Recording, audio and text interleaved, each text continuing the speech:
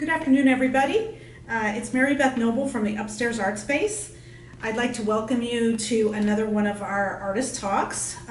These are small videos that we're putting on the website to replace our walk-in talks. And we are now going to introduce our new artist to the gallery, Terry Taylor.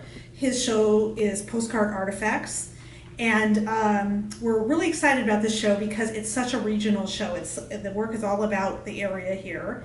And also it has quite a fun sense of humor to it, as well as does Terry. So I would like to also invite you to continue to support us. If you like these videos, please think about making a donation to the Upstairs Art Space. You can do very easily online. You can also call the gallery anytime to talk about donations, and support is really important because we are a nonprofit. So without further delay, I'm going to introduce Terry Taylor to you, and we'll start with our first question. Hi Terry, how are you? Fine, thank you.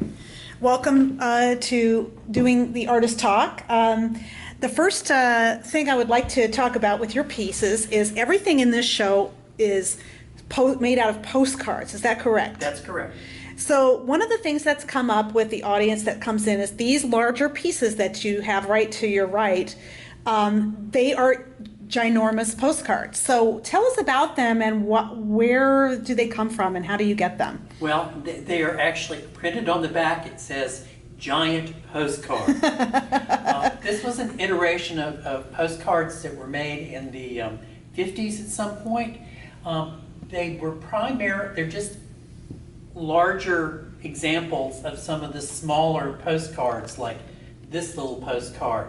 Same image, but done in a different style. It's a glossy. It has rounded corners. They're just big linen postcards. I've never found one that had been mailed. They're always unmailed. Isn't that interesting? And there were a great number of these postcards that were made for the Great Smoky Mountains National Park. There are different ones. There are moonshine stills. But this is one of my favorite. This is one of the tunnels at chimney tops. And there are just hundreds of views, and they're all a little bit different. And so what I've done is I've played with scale and I've played with positioning to show the same image in a different way. This one is a smaller postcard. It has the same tunnel. It has a car coming out of it. This one's the same. Is another kind of photographic postcard. It has a small tunnel and a car coming out of it.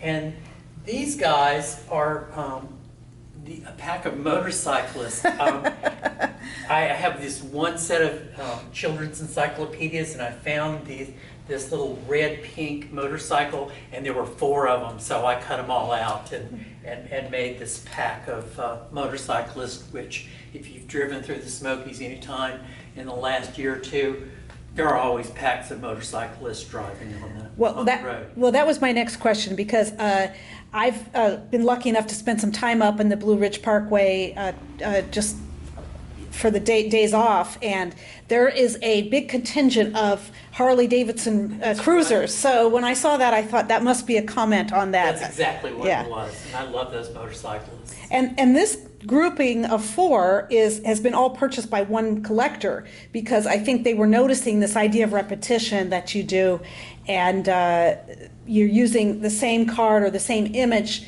in multiple ways, which makes it sort of works better as a grouping than as an individual piece. I'm really pleased that one person bought them all, because I didn't like the idea of having to break them apart. But I like that the person who bought them saw what it was and went, oh yeah, I'll take all 4. Very good.